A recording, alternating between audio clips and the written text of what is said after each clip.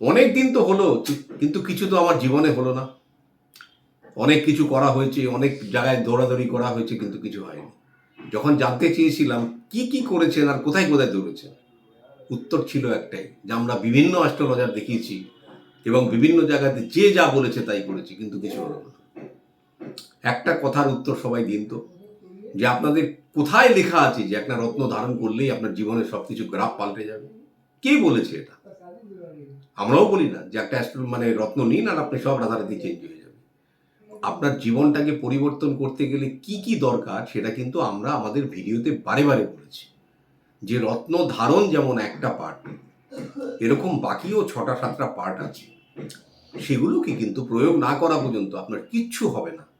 আপনি অযথার অ্যাস্ট্রোলজারের পেছনে দৌড়াদৌড়ি করবেন না। না, কারণ হচ্ছে যদি আপনি অন্যান্য পার্টগুলোকে ইগনোর করেন তাহলে তো কিছু হবার নয়।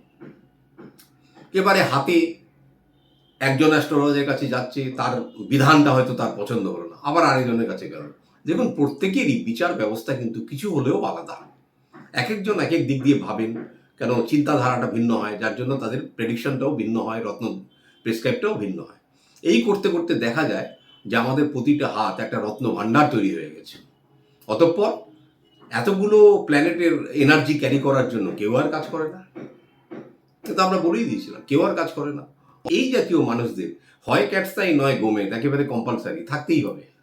কারণ এটা বারে বারে বলেছি, ক্যাটসাই আর গোমেদ, ক্যাটসাই আর গোমেদ, সেটা কিন্তু ঘুরে ফিরে সত্য হচ্ছে। এই অনুষ্ঠানটা করার সময় দেখুন অলরেডি স্ক্রিনে একটা দুটো ফোন এসে গেছে, কিন্তু উপায় নেই, কারণ আমাদের কলিং টাইম এটা নয়, কেউ বোঝার চেষ্টা করছেন না। যারা আমাদের যোগাযোগ করবেন 2টো থেকে 4টে, আর রাত্রিবেলা 10টা থেকে 10:30 11টার মধ্যে যোগাযোগ করবেন। এই সময়টা কথাবার্তা একটু বলা যায়, কাজ করতে হবে।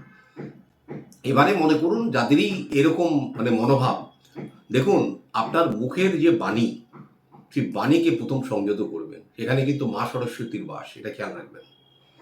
আপনি যদি সারাদিন বলতে থাকেন আমার কিছু হলো না, আমার কিছু হলো না, আমার কিছু হবে না, অভিসম্পাত করতে থাকেন, সেটা কিন্তু সত্যি হয়ে যায় অনেক সময়। চেষ্টা করুন না একটু নিজেকে বলতে, যে দেখি আমি চেষ্টা করে আমি কি করতে পারি, লেটস ট্রাই। এই যে এনার্জিটা, এই এনার্জিটা যেদিন আপনার শরীরে আসবে, এই কথাগুলো বলা যে আমার কিছু হলো না স্যার, প্রথমেই আমার খুব খারাপ লাগে যে এই জাতীয় কথাবার্তা যারা বলছেন আমার কিছু হলো না, মুখ দিয়ে এই কথাটা বলবেন না। কেন, মুখে যখন মা সরস্বতী আপনার বাস করছে না, সেগুলো কিন্তু ধীরে ধীরে সত্যিতে পরিণত হয়। এটা দেখেছি আমরা। যাদের মনে করুন এই ধরনের অবস্থা আছে, তারা কি করবেন এটা কিন্তু আগেও আলোচনা করেছি। অবশ্যই চেক করবেন যে 2টোর বেশি রত্ন ধারণ হাতে যাতে না থাকে। কেন, আপনার লগ্ন রাশি অনুযায়ী দেখবেন 30% গ্রহ কিন্তু আপনার বন্ধু, তার মানে আনুমানিক 3টে গ্রহ বন্ধু, 3টে গ্রহ আপনার মারক বা এনিমি বা অশুভ, 3টে গ্রহ আনুমানিক নিউট্রাল থাকে।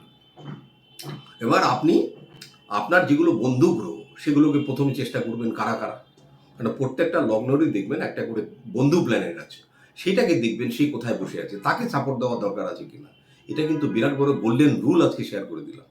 কিন্তু এখানে কি হচ্ছে, বিজনেস রিলেটেড এথিক্স একটা ঢুকে গিয়ে এই থিওরিটাকে নষ্ট করে ফেলেছে। এবং অনেকে আমাদের বলে যে এরা কিছু জানে না, এটা বেকার, অনেকেই বলে বেড়াচ্ছে।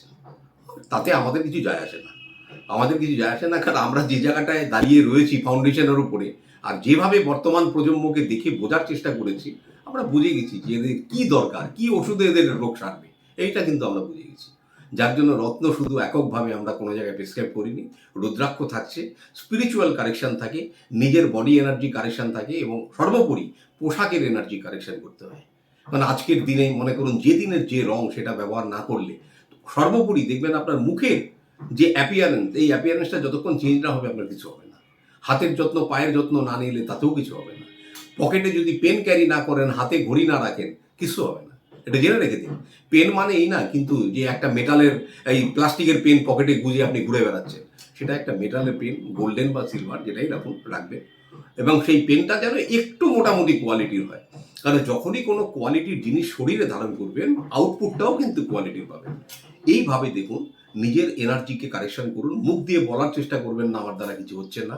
বাবা মায়ের সেবা করুন, গুরুকে সেবা করুন, লোয়ার স্টেজের যারা মানুষ আছে তাদেরকে একটু হাত ধরুন, অন্ধ মানুষের হাত ধরুন, যারা কুষ্ঠরোগী তাদের কিছু হেল্প করুন, পথ কুকুরদের নিয়মিত কিছু সাহায্য করুন, দিনের কাজ দিনে শেষ করুন, আজকের কাজ এক্ষুনি শেষ করুন। এই হচ্ছে গোল্ডেন রুল, এগুলো মেনে চলুন, অনেক ভালো থাকবে।